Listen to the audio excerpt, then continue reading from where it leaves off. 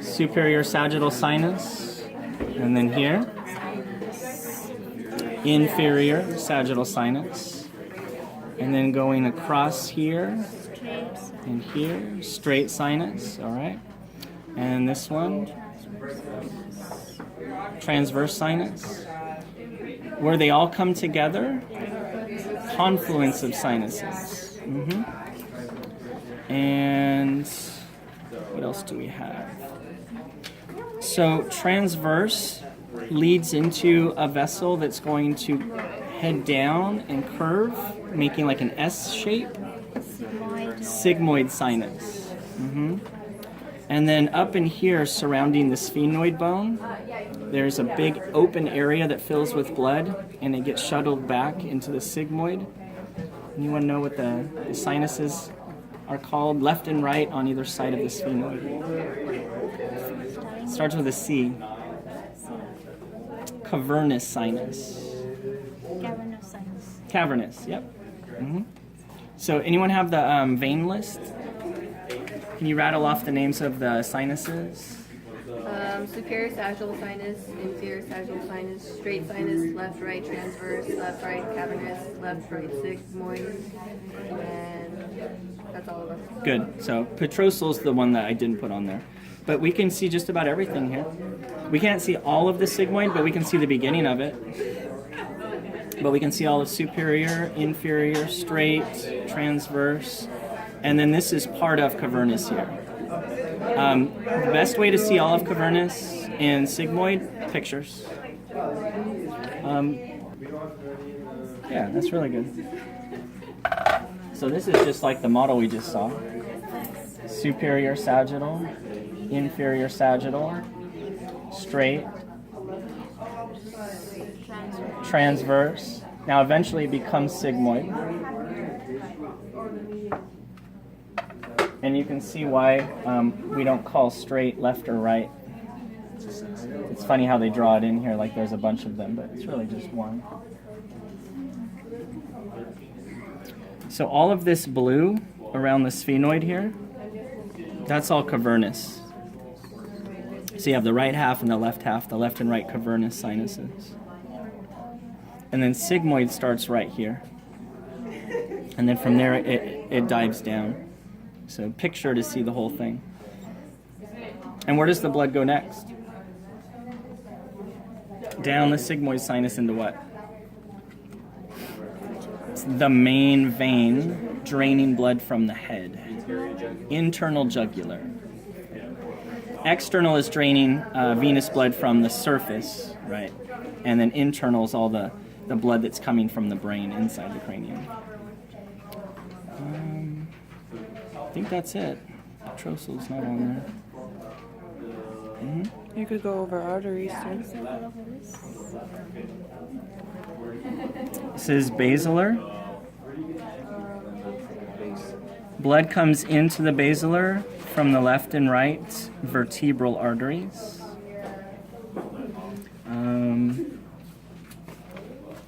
Ophthalmic arteries. Oops, not this big one. Tiny right here and right here. You see those teeny tiny branches? It follows the optic nerve. Right, so that's ophthalmic. And then this here that ophthalmic comes off of, internal carotid. Does it show the circle of, what is circle of life or whatever? The circle of Willis, a little bit of it. It shows half of it. This is posterior cerebral artery. And then there's another one on this side. And then what connects the internal carotid to the posterior cerebral, this little piece here. Posterior communicating.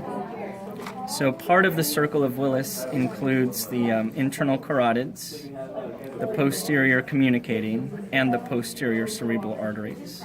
What we're missing from this is anterior and anterior communicating. And you don't need to know these other branches. Another model similar to this, the skulls. Yeah. They show the circle of Willis really well. Some of these These are actually. And yeah, they're missing. And then lingual, that's broken off. And then facial, that's broken off. Occipital is this one here. Maxillary is this one here. Let's grab, or somebody using it. Because there's another one of these models where it may not be broken off. Can you show occipital again? I checked that before. Really? Just as broken? Yeah, really bad. The other one had only 2 instead of 3. Basically branches on the bottom part. So basically the thyroid was completely broken off. All right. So out of these 3 holes, one of them is superior thyroid, one is lingual, and then the ones shown, occipital and maxillary. Is there actual maxillary there? Or did it break off? Maxillary is right here. Oh. So it's going behind the mandible there. Facial goes in front of it, but it's broken off. So this is common carotid. This is external carotid. This is internal carotid.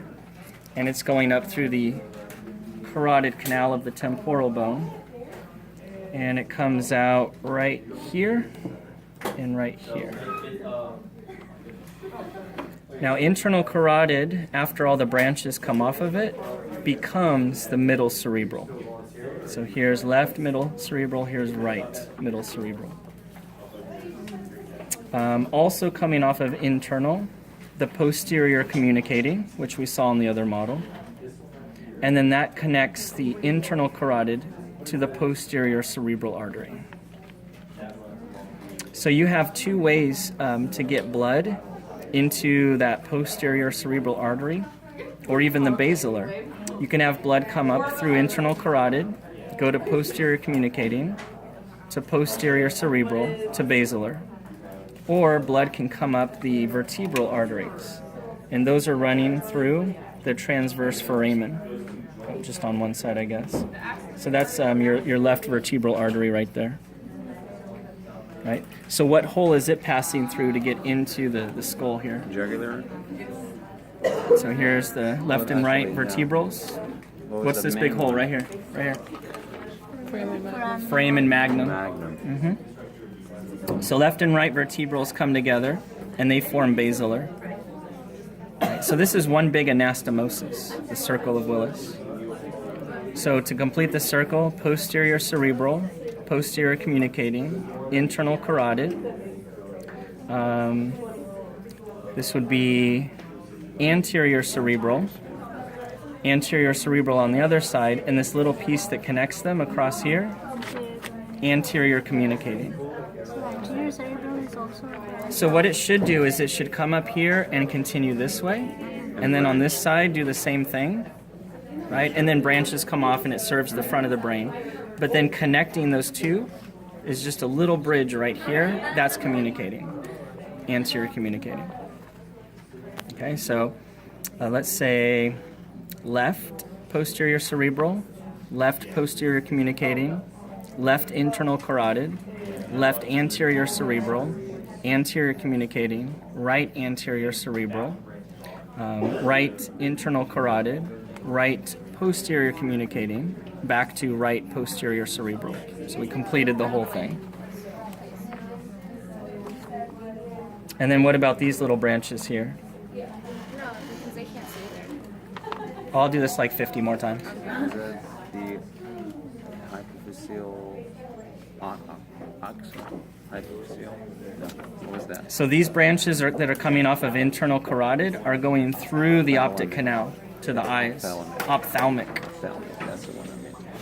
All right. So off of the internal carotid, we have posterior communicating, and we have ophthalmic, and then finally the anterior cerebral comes off, and then what's left of the internal carotid is now middle cerebral. And then on the outside,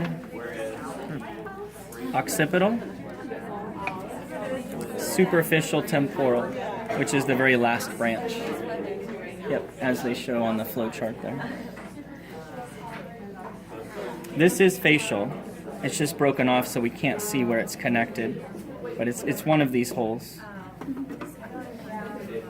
That's everything.